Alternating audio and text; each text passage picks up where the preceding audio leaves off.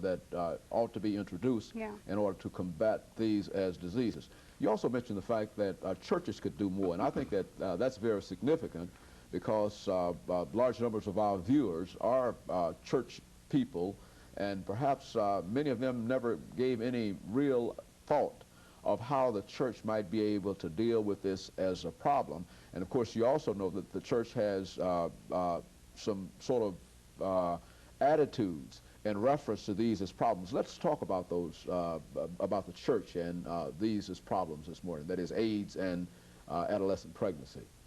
A health educator said about 140 years ago that health education ought to be preached from the pulpit. And that's a very timely statement, and it's very relevant today. Where else can you get parents and children together? I think health ought to be preached every Sunday from the pulpit. AIDS education ought to be taught from the pulpit.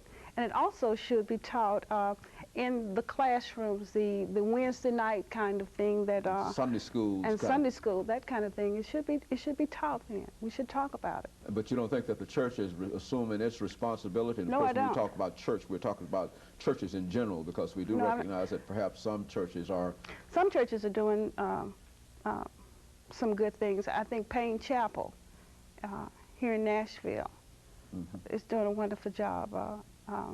Allen Chapel over in Murfreesboro is doing an excellent job. These churches have afternoon programs for children, and they teach children how to develop self-esteem and how to feel good about themselves. And one of the things that I believe is that if you teach children to feel good about who they are, they won't resort to these kind of behaviors that are so detrimental. Very good. And so the church and the school can play a very, very important part in terms of education. Now, what about the state or the federal government? Do you see a role for the state or the federal government in this kind of education project, even if it's a matter of providing resources? I think what they can do best is just send us some money.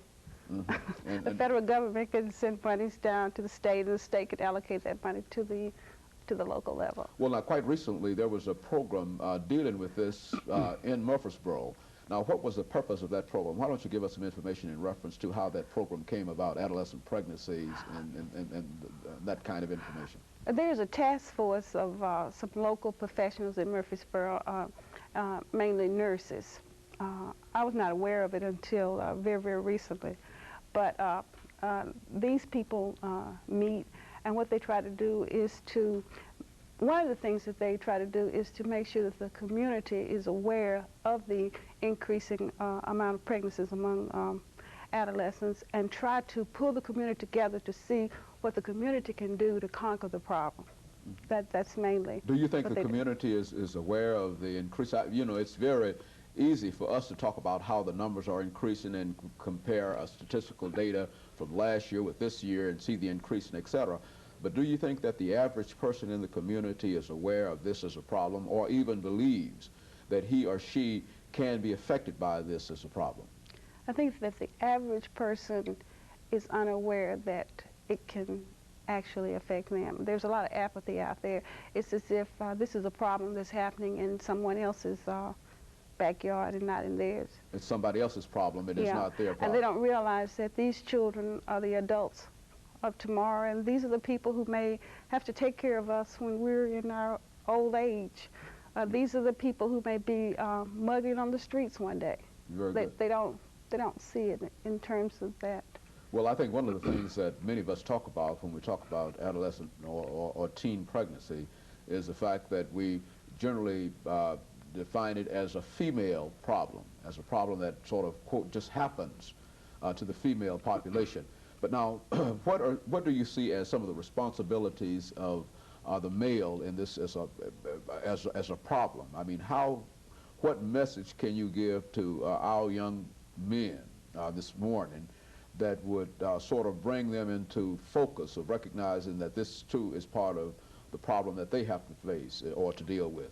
To use a little cliquish, just use a little saying that Jesse Jackson said years ago, any male can make a baby, but it takes a man to raise a child. That kind of concept needs to be spread out. When I spoke to you earlier about teaching little boys to respect little girls, you have to do that, and it has to start back in kindergarten. We have double standards in this country.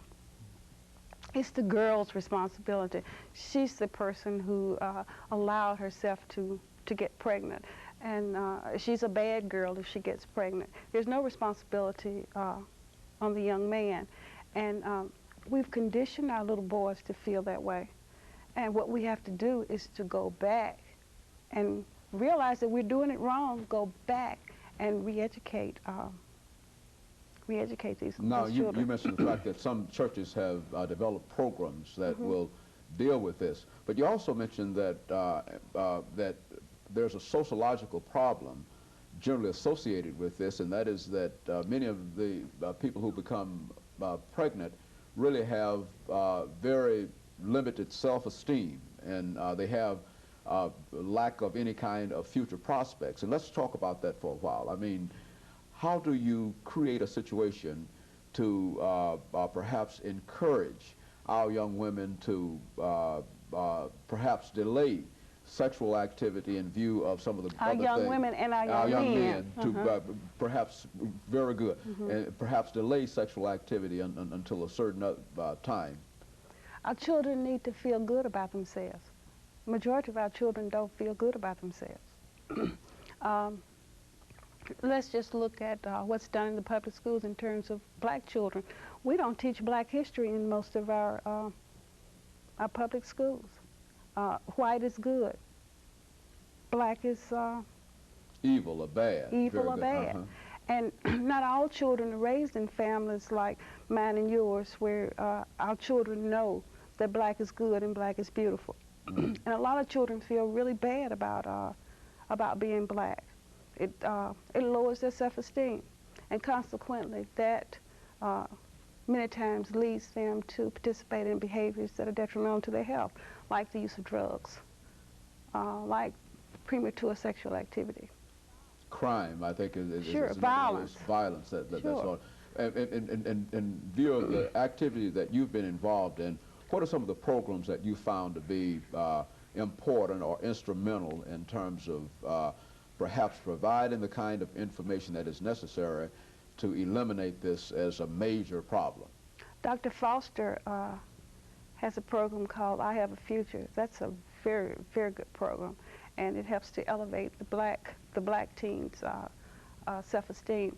But there are several. I can't just call the name of one off right now. There's so many different programs. What we're concerned about, I think, are the ingredients that would be involved in such a program. That I think you mentioned the program at Meharry Medical College, Dean Foster's program, I Have a Future. Well, now, what about that program? I know that you can't explain his program, but I'm sure that you are familiar enough with that program to sort of give our audience an idea as to what they're trying to accomplish with such a program.